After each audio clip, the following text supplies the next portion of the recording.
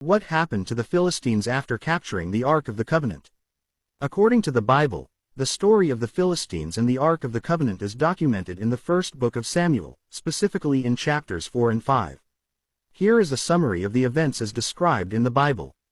The Israelites, led by the high priest Eli, were engaged in a battle against the Philistines. However, the Israelites were defeated, and around 4,000 of their soldiers were killed. Wanting the situation to turn in their favor, the Israelite elders came up with a plan to bring the Ark of the Covenant into battle, believing that it would ensure their victory. The Ark of the Covenant was a sacred chest containing the tablets of the Ten Commandments and was considered the dwelling place of God. When the Ark arrived at the Israelite camp, the people shouted with joy, and the news of its arrival raised the morale of the soldiers. The Philistines, their enemies, heard the commotion and became afraid, knowing the significance of the Ark to the Israelites.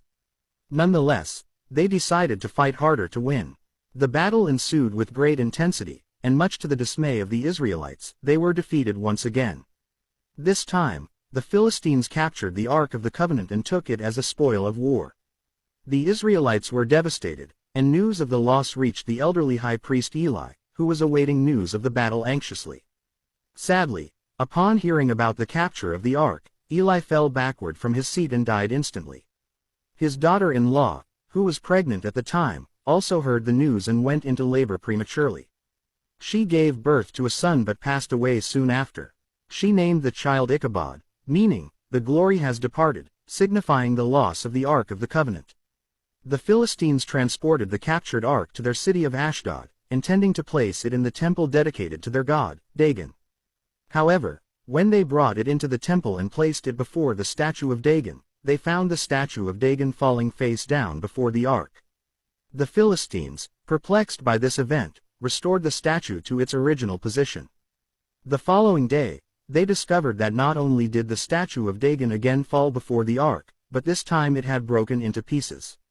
Moreover, the Philistines in Ashdod became afflicted with tumors or some form of plague, which was interpreted by them as a punishment from God. Recognizing the severity of the situation, the Philistines decided to move the Ark to the city of Gath. However, the same affliction struck the people there as well. The Ark was then moved to Ekron, but the people of Ekron refused to accept it, fearing the same fate. In desperation, the Philistine rulers consulted their priests and diviners.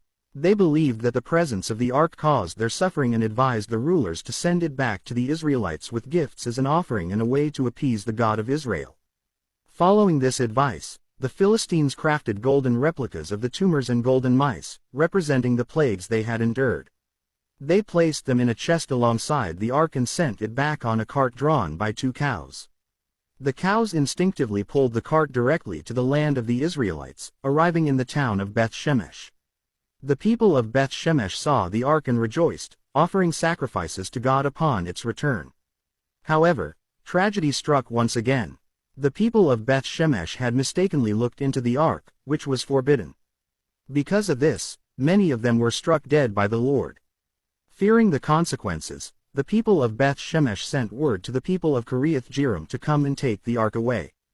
Eventually, the Ark was brought to Kiriath Jearim and remained there under the care of a man named Abinadab and his family until King David later brought the Ark to Jerusalem. This is the story of how the Philistines captured the Ark of the Covenant and how it was eventually returned to the Israelites, as narrated in the Bible.